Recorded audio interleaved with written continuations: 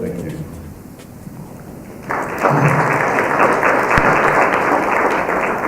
Well, it is a great pleasure to be here. I'm honored given the quality of the panelists as well as the audience. It's a fantastic setting, as people have noted. I think it's a wonderful ecumenical gathering. I speak as an evangelical Protestant from the United States.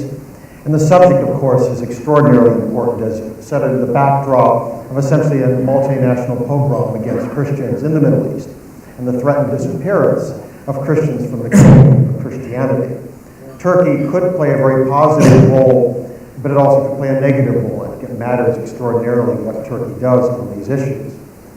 We've heard a lot on the problems that non-Muslim minorities face, or non-religious minorities face in Turkey, of social discrimination and government discrimination, the disabilities of the non-Muslim churches, the Ecumenical Patriarch, and others, and certainly a general authoritarian climate that seems to be growing in that country.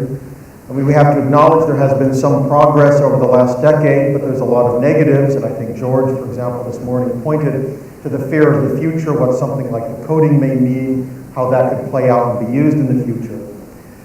I think that Turkey in certain ways is caught in between the two poles of anti-religious liberty thought. If one looks around the world, the great persecutions tend to occur at the secular extreme, which very much the communist and former communist states that want no other competitive, transcendent philosophy there, that they claim the whole person. And within the religious realm, it's the totalitarian Muslim states, the Saudi Arabia, the Iran, which treat very badly, very violently, those who are not the dominant Muslim faith. If you look at Turkey, it went through a long period of relatively ruthless secularism, certainly not at the communist stage, but nevertheless brutal itself.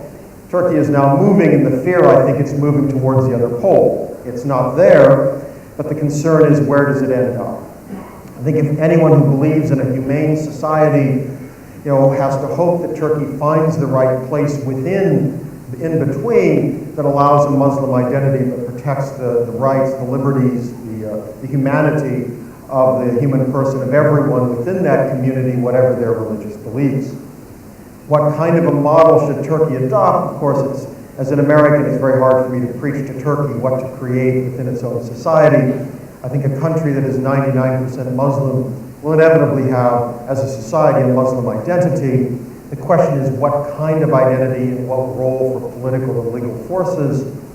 My hope is that those in authority would perhaps separate a view of kind of religion in society, religion and politics, from the much more narrow view of kind of church and state, mosque and state, recognizing that one should have a free play of values within a society, and I believe a society of 99% Muslims will inevitably have a Muslim character within that larger society, but protecting a free debate, free expression, free activity by everyone within that society is part of an open process, and at the same time being very, very protective when it comes to the institutions of the state, the coercive institutions of the state as applied to institutions of the church, recognizing the threat that poses to human conscience and basic freedoms and human rights.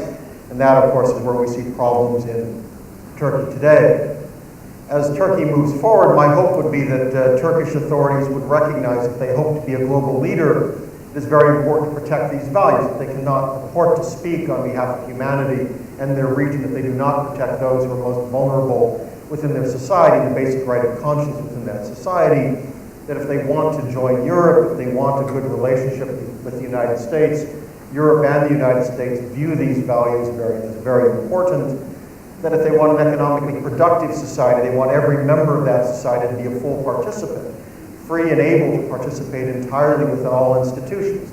That requires protecting freedom of conscience and freedom of association, and also to be protective against the threat of abuse which the current Prime Minister faced and was convicted, in fact, many years ago, that he, of all people, should recognize the threat that is posed by a state that imposes its alien values potentially on those of religious faith.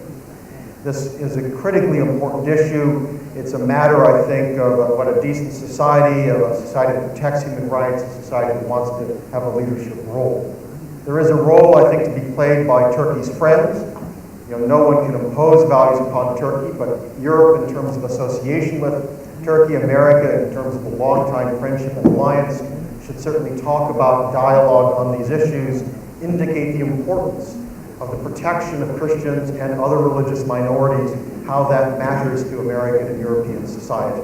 That Turkey needs to understand these are critically important issues. So again, I want to be very brief because we are limited on time. But if one looks across the Middle East today, it's extraordinary what Christians and others of religious minorities are going through. We should be protective of our brethren. We owe our brothers and sisters in faith and in Christ our best efforts, and that effort should be extended towards Turkey. The protection of these folks should be part of our obligation to brothers and sisters around the world. Thank you.